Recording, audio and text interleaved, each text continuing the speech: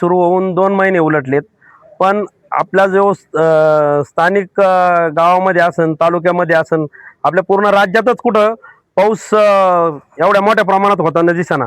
एकदम रिमझिम स्वरूपाचा पाऊस झालेला आहे. त्याच्यामुळं आता जे पिकं केलेले कपाशी असन, ऊस असन, कापूस असन, मका असन, सर्वच चारा पिकं असतील, सर्वच पिकं आता पाण्यावरती आलेले.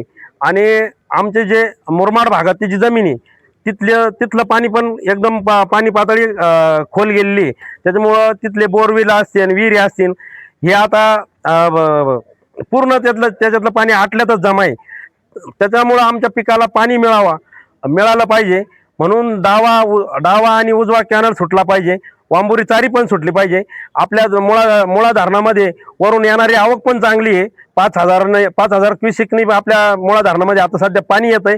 आणि आपल्या दोन्ही धरणं मिळून आपल्याला दोन्ही कॅनल मिळून आपल्याला 1500 सुद्धा क्युसेक पाणी लागत नाही, वांबुरी चारी जरी धरली त्याच्यात तरी.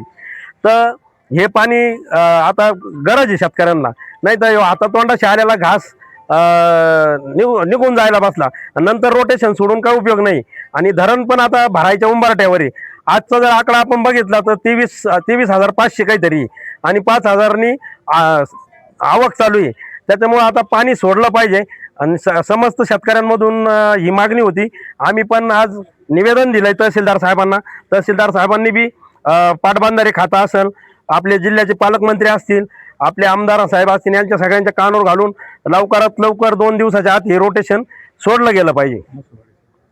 तसंच मुसवाडीचा जो तलाव आहे ह्यो पण पूर्ण क्षमतेने भरून दिला पाहिजे, अशी आमची मागणी घेऊन आज आम्ही निवेदन तहसीलदार साहेबांना दिलेलं आहे.